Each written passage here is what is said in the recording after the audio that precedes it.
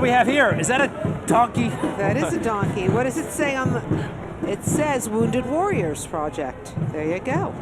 What does the donkey have to do with it, Paul Buca? I'm not sure. They were horse soldiers, and now they're donkey soldiers. All right. Okay. Look, you need some animals in a parade to make it a parade. I guess so. All right, we have a special guest with us right now, Ryan Buck.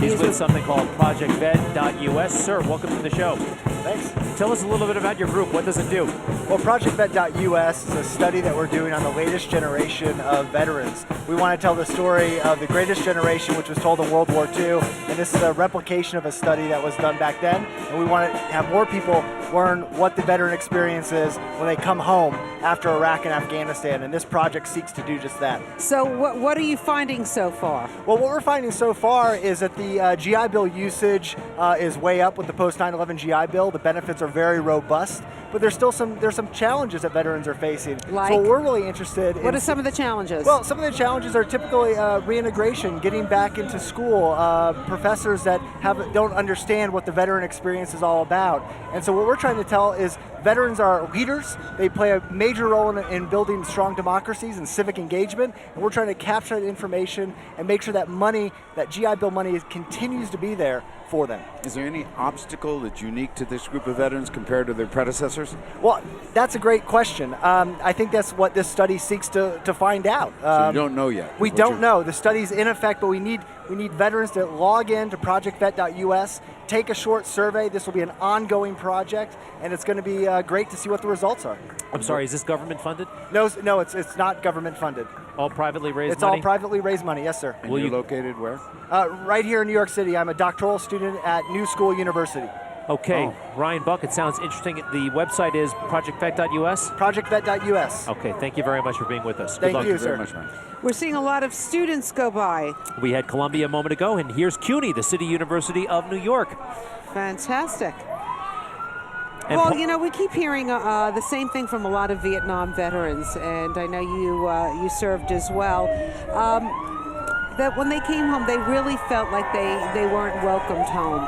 Can you get over that? I mean, is it difficult to get over that, or is it something that you carry with you all the time? I think they'll remember it, but we're over it. We said never again, so we're over that. We're bringing this generation of veterans home the way they should be brought home. But after 10 years of war, you can see that the country's tired of it. We don't hear, it's on 10th, 11th, 12th page of the newspaper.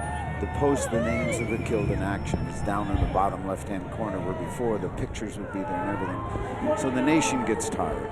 Most importantly now is when we do get tired is to reach up and make sure these kids come back to jobs, the opportunity to use the GI Bills we just told, and more importantly, where people recognize this isn't charity, this is duty. These kids earn the right to have a job and make a contribution after they serve their country, and we just got to go hire them. What do you want to tell parents out there who might be a little concerned that their kid might want to go off to war at some point? Well, it's interesting. It was a small anecdote. I was with the recruiters in Omaha, Nebraska, and the recruiter of the year was paralyzed from the neck down. And I said to him, I said, "Oh my God, how do you recruit soldiers if you?" He said, "Sir, you talking about my injury?" He said, "Yes, 10 miles outside of Omaha." He said, "I was in an automobile accident." He said, "It's a dangerous world we live in. And the rate of casualties in the modern war is considerably different than before. These kids are at risk, but they're so well trained, so well equipped, and the insistence on superiority of power is so absolute on our side that the danger is there, but the actual casualties are much further down than they have been in the past." So I would tell them, encourage your kids, if they want to do it, serve their country. Because what is it, 1% or less? Yes. Of the country actually serves in the military. And we can use more. Encourage your kids if they want to. This is a personal decision, though. You don't want to be talked into joining the military, and you certainly don't want to talk somebody into doing it. You have to have a certain amount of discipline, don't you think? Well, you can learn it. There are a lot of things, can? though. Yes, I think you can. And but it is an all-encompassing commitment. That's right. And it's one that I think basically has to come from inside, whether you really want to do that or not. They're playing your song. You need a hero. We have two of them right next to me. Who do we have here? The Las Vegas Young Entertainers. They sang that Lee Greenwood song. Lee Let's Greenwood listen a little song. bit. That's right.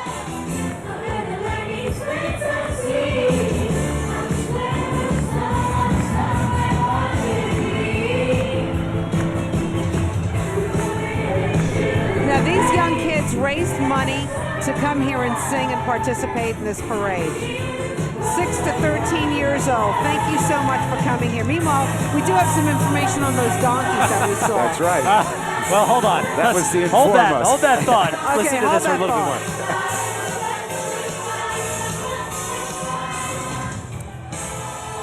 more. Very nice. They were Thank great. you. All right, we're going to go to Elise now. She is a special guest. I'm here with Wilfred Cotto of CUNY. He is the director for the Veteran Affairs program there. Can you talk a little bit about that program and what CUNY is doing for our veterans? Wonderful. Well, it's a pleasure to be here today in support of the New York City Veterans Day Parade, representing the City University of New York and the students and the faculty that's here with us. So, but at CUNY, we're into supporting our students and helping them with their transition and readjustment from combat back into college life. Basically, helping them with their academics, helping them with their service-connected disabilities, and providing them with support that retains them in class. Thank you so much. And what other programs do you have involved for the CUNY students? Well, we have programs at various campuses that, again, provide support, academic support, whether that be psychological, mental health support, internships. We also have peer mentoring programs at some of the campuses, too. We create veteran organizations and groups at each one of the campuses. We've hired veteran service representatives, coordinators at each one of the campuses. So there's an organization in place to help these returning vets. Well, thank you so much for what you do and what CUNY is doing as well. Thank you. We'll be right back along the parade route honoring service. Stay with us.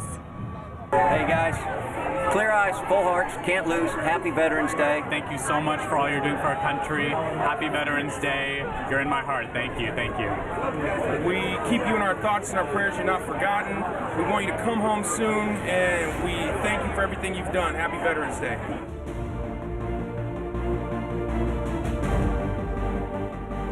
Major Howard Feldmeyer, United States Marine Corps. John Jones, 4th Infantry Division.